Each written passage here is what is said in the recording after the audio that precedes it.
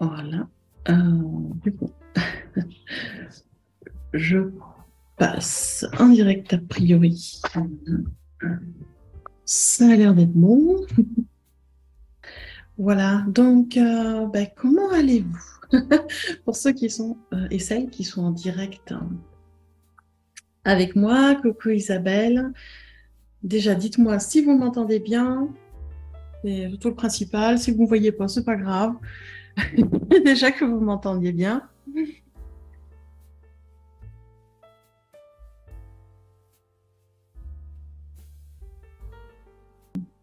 Elle nous a quand même amené pas mal d'énergie, du féminin sacré, pas mal d'énergie d'amour. On sent que la planète Vénus est là, que le féminin sacré est là derrière. Je ne sais pas vous, mais on sent bien la présence de Marie-Madeleine, d'Isis. Ouais, j'ai de la buée sur mes lunettes. Mais si je ne mets pas mes lunettes, je ne vois pas vos commentaires, je ne veux pas les lire. Voilà, donc un moment. Je ne sais pas si vous la sentez vraiment, vous, cette énergie féminine, mais elle est bien, bien présente depuis pas mal de semaines. J'allais dire depuis début août à peu près. Très, très présente avec nous. Ce qui est un peu, j'allais dire, pas normal. Du moins explicable, puisque depuis quelque temps, il y a beaucoup de remontées du... Comment dire? Des blessures du féminin. Je vais y arriver. C'est lundi, c'est le début de la semaine. Je patauge dans mes mots. Il y a beaucoup de remontées de blessures du féminin en ce moment, pour celles qui n'ont pas fini de guérir le féminin. Et en même temps, il y a beaucoup de remontées de blessures du masculin. Alors c'est vrai que si on n'a pas complètement travaillé son féminin sacré, c'est un peu compliqué parce que les deux en même temps, c'est costaud. C'est assez costaud parce que les blessures du féminin qui remontent en général viennent réveiller beaucoup d'émotions, beaucoup de tristesse, de culpabilité, effectivement, des fois de l'autodépréciation, ça peut aller jusqu'à la déprime. L'énergie du féminin, ces blessures féminines qui ne sont pas réglées. Et à côté de ça, les blessures du masculin, elles font remonter beaucoup de colère, de rage, d'envie de tout envoyer balader. On est plus sur des modes, j'allais dire, plus dynamiques, avec des envies de passer à l'action et de tout envoyer valser. Bon. C'est comme ça, c'est vrai que si on a les deux en même temps, c'est un peu compliqué du coup. Un peu compliqué. Après, à faire attention par rapport à ce qui remonte, à ce qui se nettoie, parce qu'il y a autant de nettoyage individuel, c'est-à-dire de vos propres mémoires et blessures qui remontent, et autant il y a aussi du collectif. Parce que dès que quelqu'un libère, nettoie des émotions, nettoie des mémoires, nettoie des blocages, des traumatismes, automatiquement, vu qu'on est tous interreliés, ça amène aussi une énergie de nettoyage dans le collectif. Et des fois, à côté de ça, il y a des personnes qui ne sont pas en phase de nettoyage, qui sont tranquilles, et qui captent ces énergies de nettoyage du collectif et qui pensent que c'est pour elles. Et c'est pas pour elles. C'est juste, on capte des choses, c'est pas pour nous, on laisse passer, on laisse courir, on s'y attarde pas dessus. Je sais que c'est pas évident de faire la part des choses.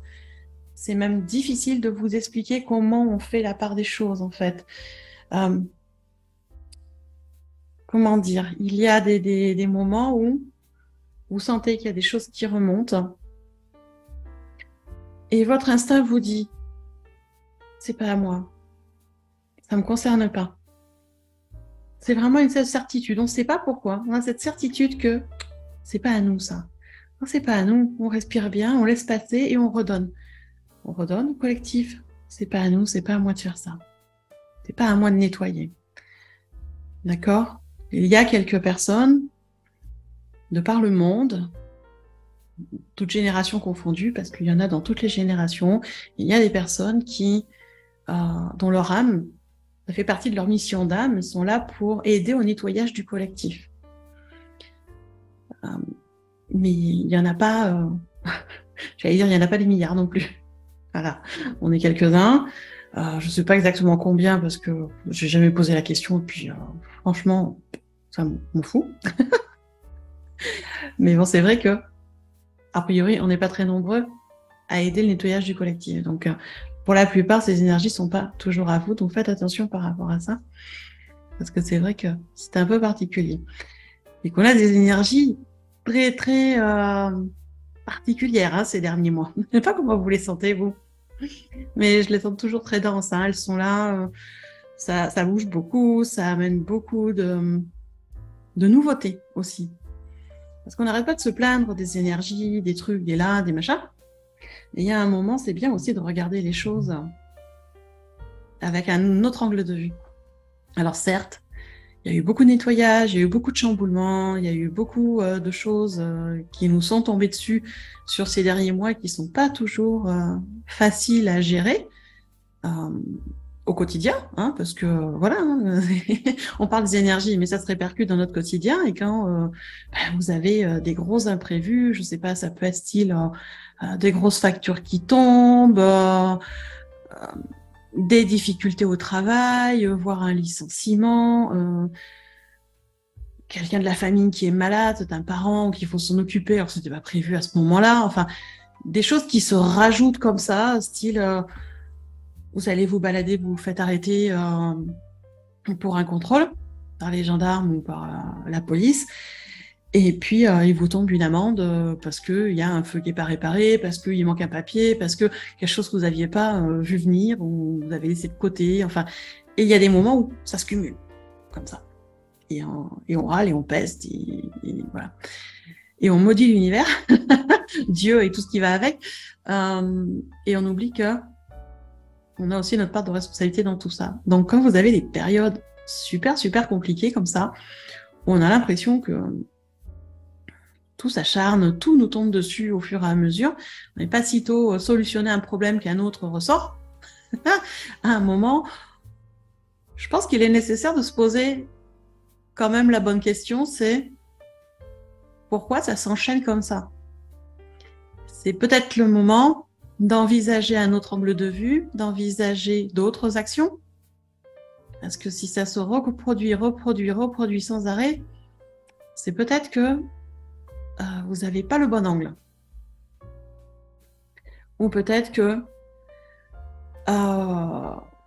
vous n'avez pas tout intégré, tout compris, et qu'il y a des choses à faire différemment. Parce que si on refait toujours la même chose, on a toujours les mêmes résultats. Donc à un moment, si les résultats ne nous conviennent pas, il a nécessité de changer quelque chose dans l'équation. Ça, c'est purement mathématique. Vous allez refaire toujours la même équation, vous aurez toujours le même résultat. Si vous voulez un résultat différent, il va falloir changer un paramètre de l'équation. Voilà, c'est comme quand vous faites de la pâtisserie. Vous pouvez prendre toujours les mêmes ingrédients pour faire un gâteau au yaourt, vous aurez toujours un gâteau au yaourt. À un moment, si vous voulez un gâteau au chocolat, il va falloir changer quelque chose dans la recette pour avoir un gâteau au chocolat. Alors, on peut garder la même base de gâteau yaourt et rajouter du chocolat, et on a un gâteau yaourt au chocolat, mais c'est quand même pas un gâteau au chocolat. Et il y a un moment, si on veut vraiment un gâteau au chocolat, on va enlever le yaourt et on va remplacer par autre chose. C'est pareil dans la vie. Si vous attirez à vous toujours les mêmes problèmes, alors certes, à un moment, vous savez les solutionner facilement, puisque c'est toujours les mêmes qui reviennent. Mais c'est fatigant de solutionner des problèmes. C'est peut-être nécessaire de faire des changements quelque part. Et les changements, ils vont venir d'où? Ils vont pas venir de l'extérieur, ils vont venir de vous. L'intérieur, on va regarder. Pourquoi j'attire toujours ça? Pourquoi je refais toujours les mêmes choses? Qu'est-ce qu'il y a comme peur derrière? Comment je peux faire différemment? En se posant les bonnes questions. Je veux un autre résultat. Donc, comment est-ce que je peux faire différemment pour obtenir les résultats? Ça ne veut pas dire que vous aurez le résultat que vous souhaitez tout de suite. Peut-être que l'autre tentative avec un ingrédient de changer va peut-être pas vous donner tout de suite le résultat que vous souhaitez. Mais vous avez essayé de changer quelque chose. Ça change votre énergie. Ça change l'équation. Donc, du coup, il y a d'autres nouvelles choses qui vont se présenter. Puis vous allez retester en rechangeant autre chose, jusqu'à ce que vous arriviez à ce que vous voulez. Et c'est aussi ça que Dieu, l'univers, nous a montré pendant tout cet été.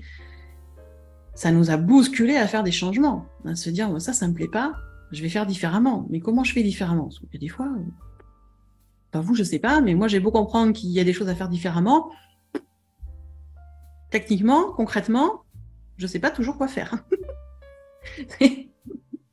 Ça, des fois, ça paraît surprenant quand je dis ça, parce qu'on me dit, mais si t'es chaman, tu t'es censé savoir quoi faire, toi. Mais non, même moi, quand t'es chaman, des fois, je sais pas quoi faire. Je sens qu'il y a un truc à changer. Je demande.